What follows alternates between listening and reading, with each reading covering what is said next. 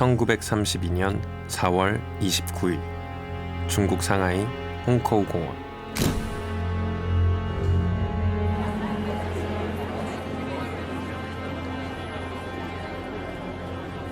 삼엄한 경계 속 한 사내가 긴장한 얼굴로 수많은 인파 사이에 서 있습니다.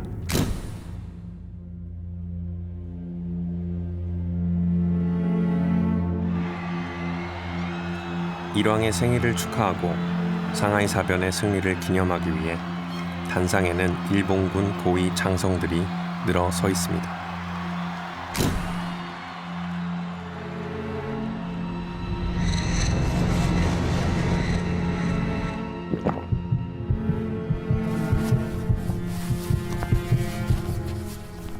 긴장한 듯 경직된 얼굴, 어깨에 걸친 물통과 보자기에 싼 도시락 모양의 폭탄을 다시 한번 꼭 쥐어봅니다. 단상 가까이 접근할 기회를 노립니다.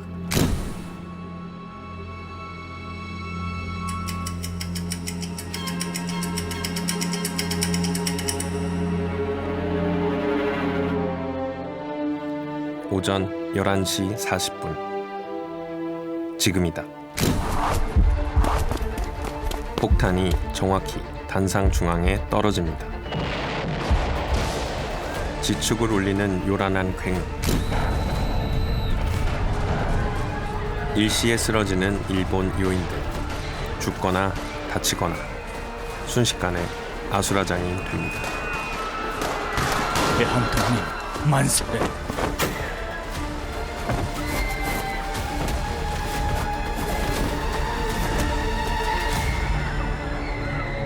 하지만 자결을 위한 도시락 폭탄은 끝내 불발.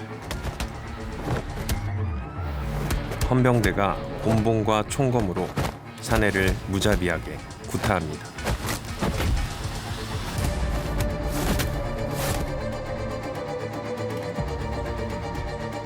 대한독립 만세.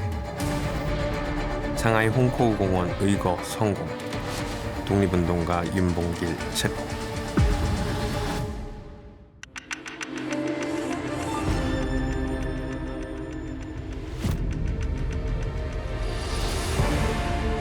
YTN 라디오 광복 80주년 특집 기획 100년의 인연.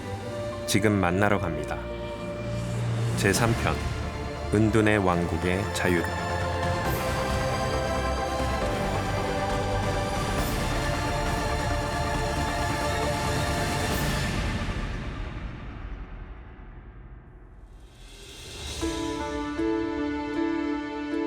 안녕하세요. 백범김구 증손자, 저는 국회의원 김용만입니다. 먼저 윤봉길 의거가 있었던 1932년 4월 29일로 가봤는데요. 윤 의사의 의거는 임시정부 내부에서도 극비리에 붙여진 일이었다고 한시준 전 독립기념관장은 이야기합니다. 이게 1932년 4월 29일 날 윤봉길 의사가 홍커우 공원에서 한 11시 40분쯤에 폭탄을 던지잖아요. 던졌을 때 그 현장에서 폭탄을 던진 윤봉길 의사는 체포가 됐죠. 이제 윤봉길 의거는 아주 극비리에 이루어지는 일이죠. 임시정부 요인들도 몰라요. 과연 백범 선생이 비밀리에 추진했던, 그래서 임시정부 국무위원들도 몰랐던 그런 일이죠. 그건 아주 극히 비밀을 요하는 작전이기 때문에 그렇게 이루어진 것이죠. 백범의 비밀작전 윤봉길 의거는 세계의 주목을 받았고 임시정부가 중국 국민당 정부에 적극적인 지원을 얻는 계기가 됐습니다. 하지만 마냥 기뻐할 수는 없었을 겁니다. 원광대학교 역사문화학과 김주용 교수입니다. 그날은 백범일지에 보면은 도산이 우리 조선인 청년이 의거를 했구나라는 게 이제 호혜로 나오니까는 얼마나 슬펐겠어요. 윤봉길은 성공을 해도 죽으러 간다고. 죽으러 가는 거 알잖아요. 그리고 저의 할아버지 백범은 이때부터 일제의 거센 추격을 받아야 했습니다. 임시정부의 명운이 걸린 숨막히는 추격전. 잡히면 죽는다. 절체절명의 순간 백범을 살린 생명의 은인이 나타납니다. 그분이 누군지 궁금하신가요? 다시 한번 100년의 시간을 되돌려 백범의 인연을 저 증손자 김용만이 만나러 가야겠습니다.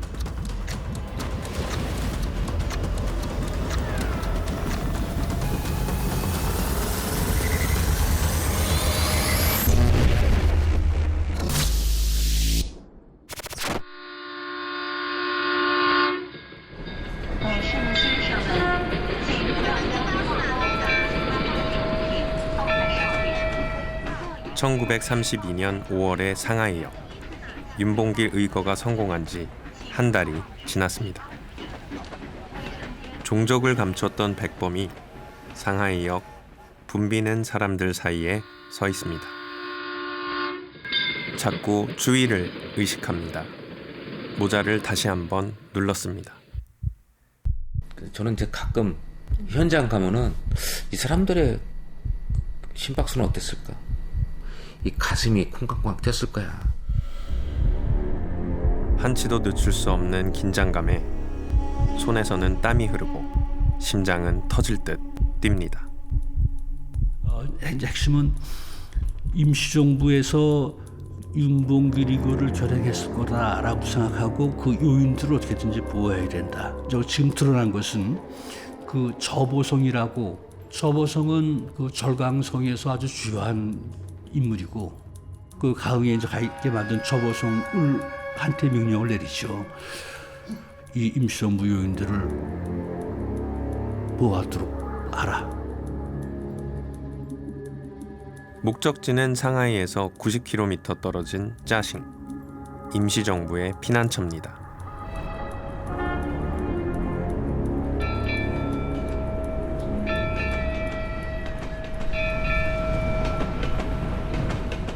백범을 태운 기차가 일제 경찰의 눈을 피해 무사히 출발했습니다. 아휴, 다행입니다. 저도 이 장면만 생각하면 가슴이 두근거리는데요. 그런데 백범 할아버지는 지난 한 달 동안 어디에서 지냈던 걸까요? 그 답은 조지 애시모어 피치, 나의 중국에서의 80년에서 찾았습니다. 그날 저녁 어두운 밤에 4명의 한국인들이 프랑스 조계에 있는 우리 집에 왔다. 그중 우리가 알고 있는 한 명은 한국의 위대한 영웅이며 망명정부를 이끄는 김구였다. 김구와 같이 온 사람들은 비서인 엄항섭, 안중근의 동생 안공근, 그리고 김철이었다. 김구는 우리에게 오늘 홍코우 공원에서 일어난 사건의 주모자가 본인이라고 밝혔다. 김구는 제 조부모님의 친구였죠. 거사 후에 몸을 숨길 곳이 필요했어요.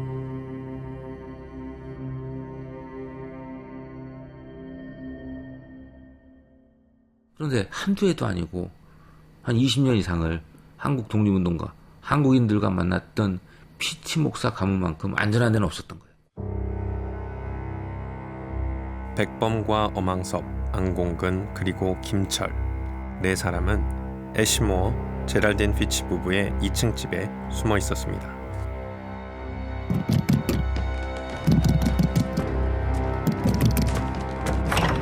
피치, 우리를 숨겨주시오.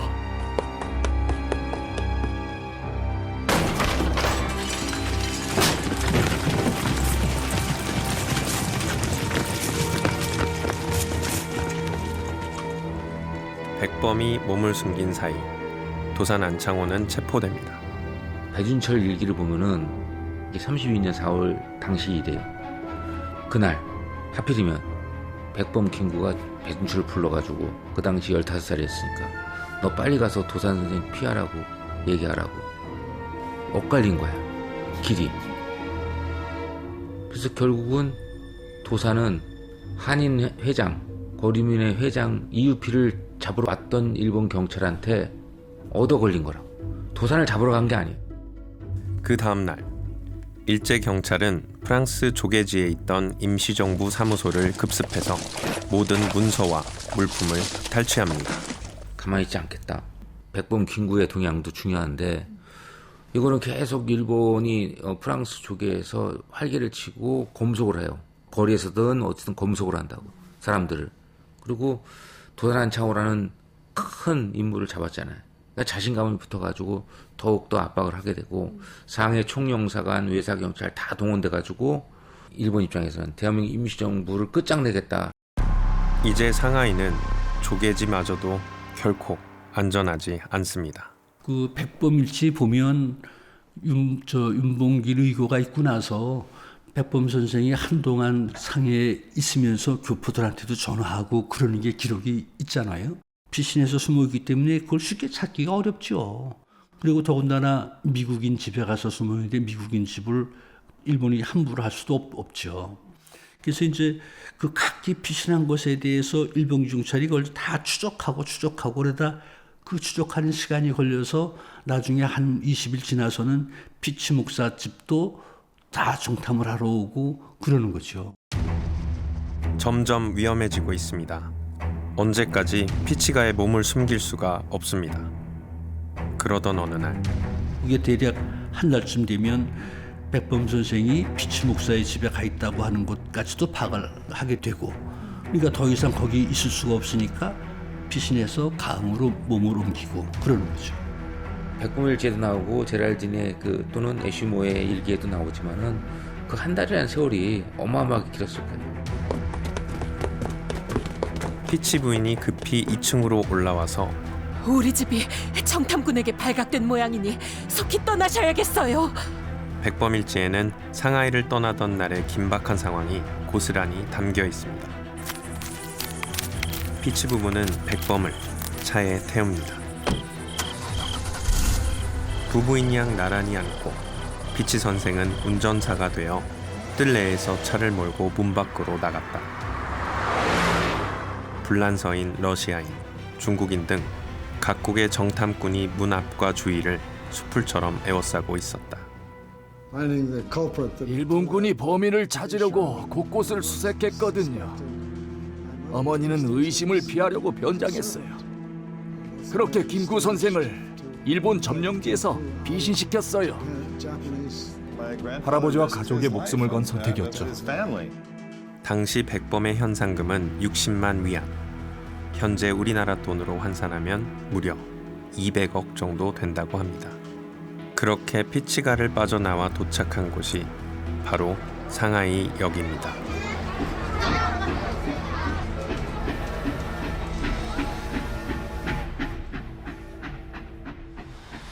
백범일지도 보면은 불안의 나날이거든. 불안의 나날. 여기도 언젠가 털릴 수 있다.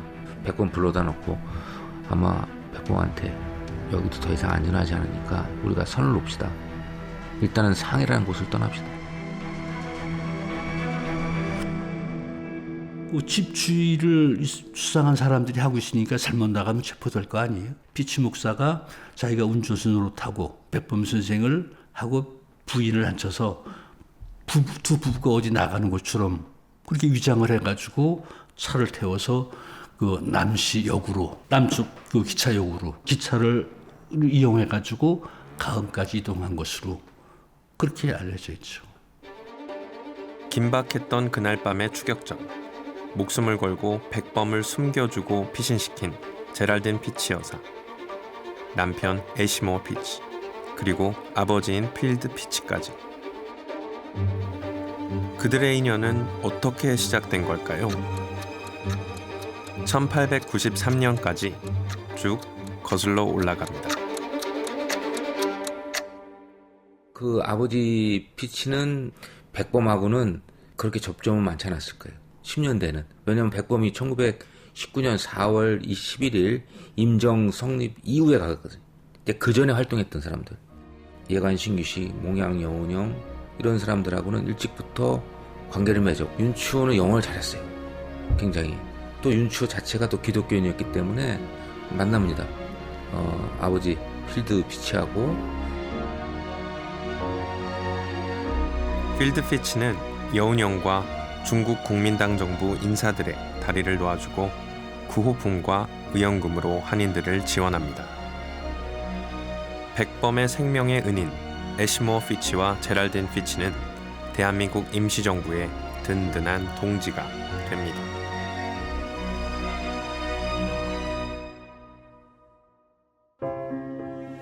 장제스의 부인 숭메이린과도 친밀한 관계였던 제랄딘 피치 여사. 중국 국민당 정부에 편지를 보내 임시정부 승인을 재촉하는가 하면 대한민국 임시정부가 활동을 하면서 사실은 여러 가지 필요한 게 있죠. 우선 재정적인 지원을 받아야 될 필요가 있는 것이고, 또 하나 중요한 것은 국제적으로 대한민국 임시정부를 승인받는 일이 중요하죠. 미국 정부에 중국 쪽에 공식적으로 대한민국 임시정부를 승인해달라 교섭을 하고 요구를 하고, 그 이제 공식적인 외교 활동이고, 이제 이렇게 사람을 통해서 이제 그렇게 하는 활동도 있어야 되는 것이죠. 피치 목사 부인의 활동은 바로 그런 활동이었다. 비공식적으로 사람을 통해서 이루어지는 것이 엄청나게 큰 역할이잖아요. 당시 1942년에 루즈벨트, 생존 시에 루즈벨트 부인한테 제랄딘이 편지를 썼다고 그러죠. 그러니까 은둔의 나라, 그러니까 이 대한, 조선이라는 나라가 반드시 무엇을, 임시정부가 있는데 이 대한민국 임시정부가 국제적인 승인을 받아야 한다. 그래야지 독립에 대해서도 바로 건강한 민주국가로 성장할 수 있지 않겠냐. 미국 루즈벨트 대통령 부인과 만나 임시정부와 대한 독립에 관심을 촉구했습니다. 제랄딘 피치의 독립운동은 여기서 그치지 않는데요. 상하이에서처럼 미주에서도 전 세계 언론에 대한민국 독립의 정당성을 알리기 위해 직접 연설에 나서기도 합니다.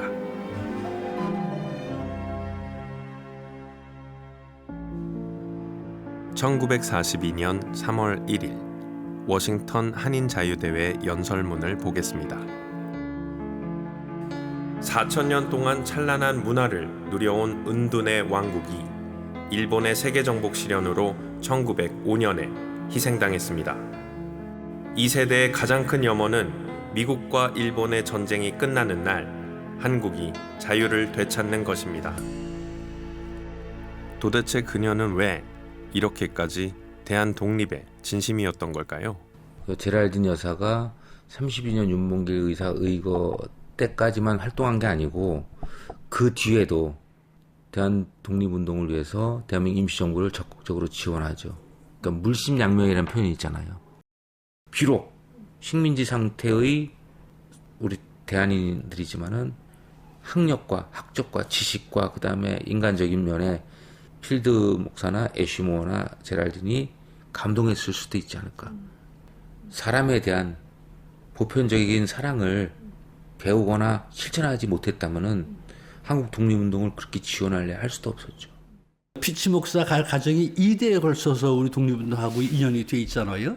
한국인에 대한 감정이 한국은 우리 가족처럼 그렇게 여기고, 그런 감정이 그랬었죠. 어머니가 왜 한국에 관심을 가졌는지는 모르겠지만 아마도 김구 선생의 영향이 클 거예요. 어머니는 한국인들과 친구가 됐고 한국의 독립을 위해 큰 목소리를 전한 사람으로 기억됐으면 좋겠습니다. 제랄딘 피치.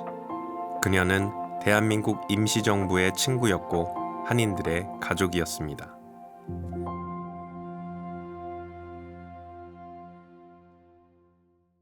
다시 백범 할아버지를 따라갑니다. 일제의 눈을 피해 무사히 짜싱에 도착한 백범. 이번에는 주푸청의 도움을 받게 됩니다. 근데 그 집도 규모가 상당히 큽니다. 그 저보성은 엄청 정화성에서도 대표되는 부잣집이죠. 그래서 집이 큰데 바로 백범 선생은 그 호숫가 있는 그 2층 방에다가 거기다가 이제 놓고, 거기 가 있지만 일본 경찰이 윤봉길이고 엄청나게 큰 사건이고 윤봉길이고 인해서 엄청난 피해를 입어서 일본이 그 관계된 사람들을 체포하려고 혈안이 돼 있죠. 그래서 상해바 다 뒤지고 어디로 가는지 피신하고, 그래서 이제 그런 게 점점 확대가 돼가지고 이 가흥 쪽에도 사람들이 오고 그럴 거 아니에요. 이제 백범 선생은 피신하기 좋게끔 호숫가의 집으로, 곧 바로 호숫가에 있는 방으로. 중국 국민당 정부에서 주푸청을 파견하고 집을 마련해 줍니다. 일제의 기습에 대비해 암호까지 만들었습니다. 그 마음이 계속 안정이 안 됐을 거예요. 예. 그러니까 오죽했으면 남오회의 이런 때도 옆에다가 항상 배를 놓고 회의를 했을 정도로. 우리가 국무위원 회의 때 누구 눈치 보면서 회의하지 않잖아요. 남호에 가서 생활할 때도 2층 방에다가 뭐 이렇게 표시를 해놨다는 거예요. 만일에 예를 들면 빨간색을 걸어놓으면 위험하다. 그러니까 오지 마라. 만일에 뭐 파란색을 걸어놓으면 그건 안전하다. 들어와라. 이제 그런 식으로 서로 그 암호가 돼 있어서 그래서 그 배 위에 가서 생활을 해도 언제나 언제 어느 때 일본 경찰이 들이닥칠지 모르는 그런 매 순간으로 사는 것이죠. 저는 할아버지처럼 살라고 하면 솔직히 자신이 없습니다. 하지만 이곳에서도 오래 머물지는 못합니다. 또다시 떠날 곳이 필요합니다. 철저히 숨어 있어야 했고 한순간도 긴장의 끈을 놓을 수 없었던 고단한 피난길은 끝을 알 수 없었습니다.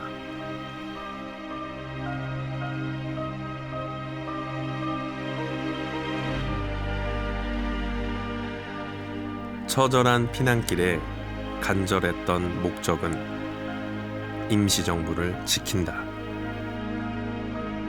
국적을 초월한 의인들의 도움은 이어지고 이어지고 또 이어졌습니다.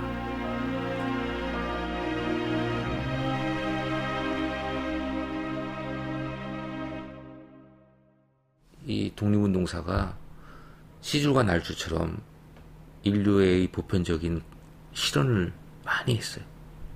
칼과 총으로만 독립운동한 것이 아니고 내 이 한 몸 가지고, 내 정신 가지고, 나의 교육적 자질, 직업을 가지고 총은 안 들었지만 펜을 들고 내 몸을 써서 우리 한국 독립운동사를 더 외연을 넓히고 또 우리뿐만 아니라 외국인들한테도 야, 너네 고마웠어. 역사에는 가정이 없다고 합니다. 하지만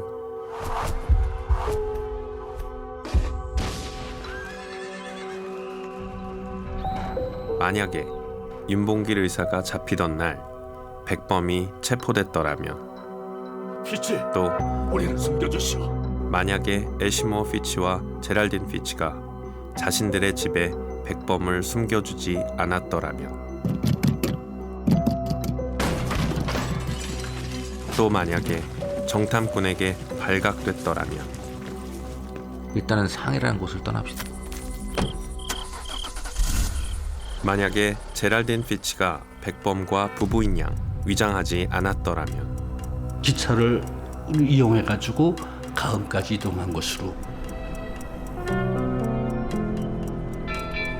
만약에 상하이에서 짜싱으로 가는 기차를 타지 못했더라면, 과연 대한민국 임시정부의 운명은 어떻게 됐을까요?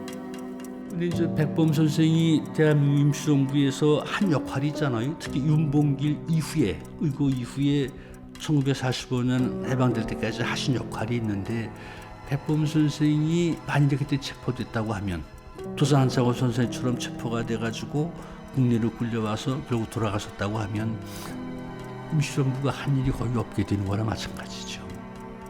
만약에 백범이 체포됐더라면, 이 이야기를 하고 있는 저도 없었겠지만 대한민국 독립운동사가 일본의 입장으로 해석될 수도 있었겠죠.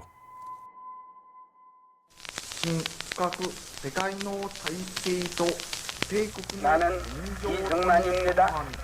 독립의 소식이니 곧 생명의 소식입니다.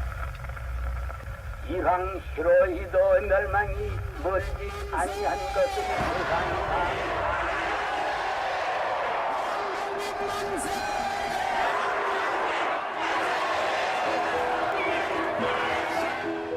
1945년 8월 15일 지난했던 피난길에서 충칭 대한민국 임시정부가 광복을 맞이합니다.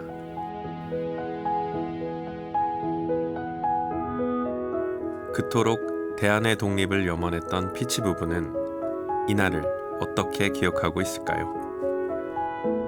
백범과 피치 부부는 1947년 해방된 대한민국에서 조우합니다. 독립운동을 이제 도와줬던 분들이 실제로 독립한 모습을 보게 되니까 뭐 자기 일처럼 고맙고 또 자기들도 기뻤겠죠. 사진도 남아있는데요. 백범선의 숙소인 경교장 글로 모시죠. 그래서 그 사진 찍은 것도 있고 그래요. 피치 목사 부부하고 경교장에서 찍은 거죠. 그래서 피치 목사는 상해에서만 임시정부 백범경부하고만 연계됐던 것이 아니고 그 인연이 해방된 후까지도 연계가 돼서 피치 목사 부부하고 백범 선생하고 경교장에서 함께 만나고 그러는 것도 있죠. 역사에 기록은 없지만 피치 부부를 대한민국에서 다시 만난 백범 할아버지. 뭐라고 말했을까요? 만약에 저였다면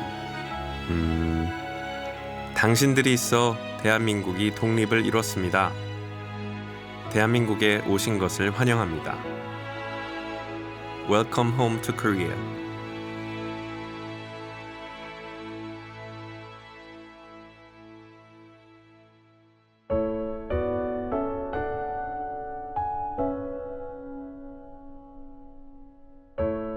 은둔의 왕국이 자유를 되찾는 것. 가장 큰 염원을 이루기 위하여 대한의 친구가 되어준 제랄딘 피치. 여성이었고 푸른 눈의 외국인이었던 그녀. 광복 80주년에야 건국훈장 독립장을 드립니다. 너무 늦게 고마움을 전합니다. 피치 목사는 일찌감치 이제 우리나라에서 독립유공자로 보상을 했었죠. 부인은 역할이라고 하는 것이 이제 남편을 돕거나 이제 그런 것이어서 그런 것에 대해서 우리가 아직 그렇게 중요하게 여기고 포상을 그렇게 하지 않았어요. 근데 이제 그런 여성들의 역할이 주로 내조. 우리 한국인 독립운동가들 중에도 부인들이 많이 계시잖아요. 그분들이 현장에 가서 함께 활동하시고. 할머니가 하신 일이 인정받았다는 사실에 큰 자부심을 느꼈습니다. 그동안 남성 위주의 공정만 주목받았지만 많은 여성도 기여했죠. 할머니도 그중 한 분입니다. 영광이고 아주 자랑스럽게 생각합니다. 제랄딘 피치. 당신은 대한민국의 자랑스러운 독립운동가입니다.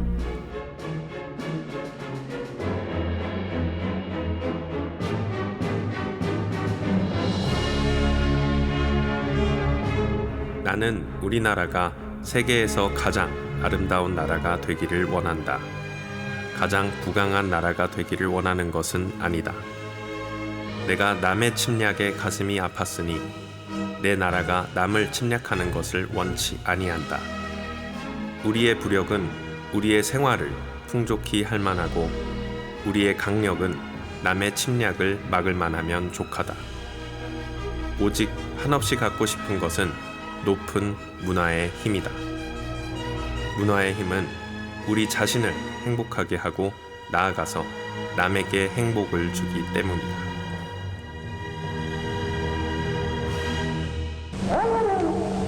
저는 지금 100년 전 백범 할아버지가 꿈꿨던 나라에서 살고 있습니다.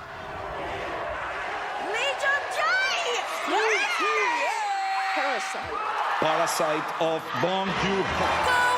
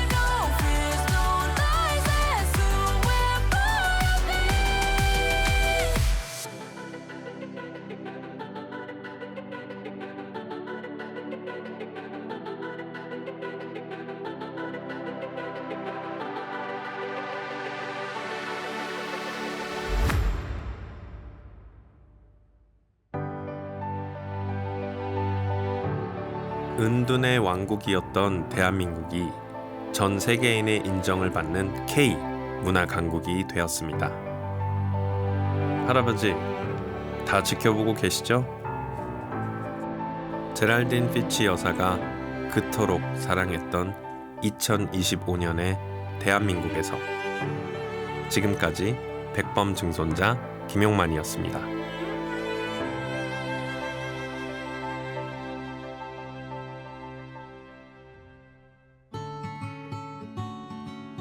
백범 할아버지, 광복 80주년을 맞이하는 올해 할아버지께 기쁜 소식을 전하고자 합니다.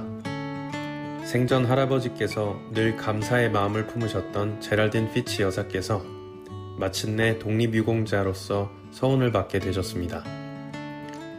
남편이신 조지 애시모 피치 선교사께서는 이미 오래전 건국훈장을 받으셨지만 여사님에 대해서는 그 헌신이 제때 조명되지 못했습니다. 이제서야 비로소 대한민국의 이름으로 여사님에 대한 감사와 존경의 마음을 전합니다. 할아버지께서 늘 말씀하셨듯 우리의 독립운동은 결코 홀로 이룰 수 있는 일이 아니었습니다. 피치 부부와 같은 벗들의 헌신이 있었기에 가능했고 결국 그분들의 도움으로 우리 민족의 자주와 존엄을 지킨 것이겠죠. 이번 서훈이 너무 늦게 이루어진 일이기에 아쉬움도 크지만 뒤늦게라도 그분의 희생과 헌신을 온전히 기릴 수 있어 뜻깊게 생각합니다. 할아버지께서도 기쁘게 여기시리라 생각됩니다. 할아버지께서 남겨주신 이정표를 쫓아가다 보니 저도 어느덧 할아버지처럼 우리나라 대한민국의 정치인이 됐습니다. 아직도 갈 길이 멀지만 우리나라는 지금 할아버지께서 꿈꾸셨던 그런 자랑스러운 대한민국으로 나아가고 있습니다. 그 과정에서 지금의 자랑스러운 대한민국이 있도록 만들어주신 선대 독립운동가분들의 희생이 잊혀지지 않도록 저부터 노력하겠습니다. 독립운동 정신을 오늘의 국민과 후세들에게 널리 알리고 그 정신이 대한민국의 미래를 밝히는 등불이 되도록 힘쓰며 부끄럽지 않은 증손이 되도록 하겠습니다. 이번에 올리는 건국훈장이 여사님과 할아버지에게 잘 전달되길 바라며 글을 마칩니다. 증손자 김용만 올림.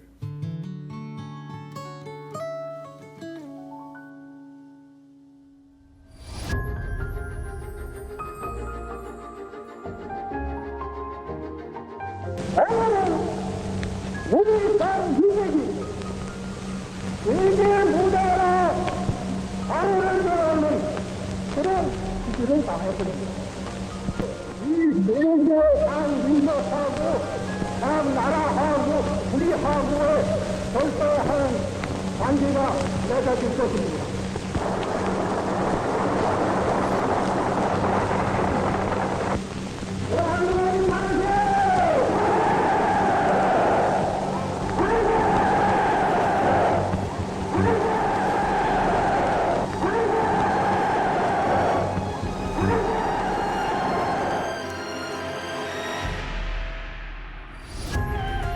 YTN 라디오 광복 80주년 특집 기획 100년의 인연 지금 만나러 갑니다.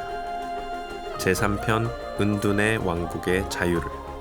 지금까지 기획 연출 이은지, 글 구성 박정래, 조연출 문정민, 음악 최형원, 그리고 나레이션의 김용만이었습니다. 내일 이 시간에는 제4편 엘리베이터 스파이가 방송됩니다. 이 프로그램은 국가보훈부의 지원을 받아 제작되었습니다.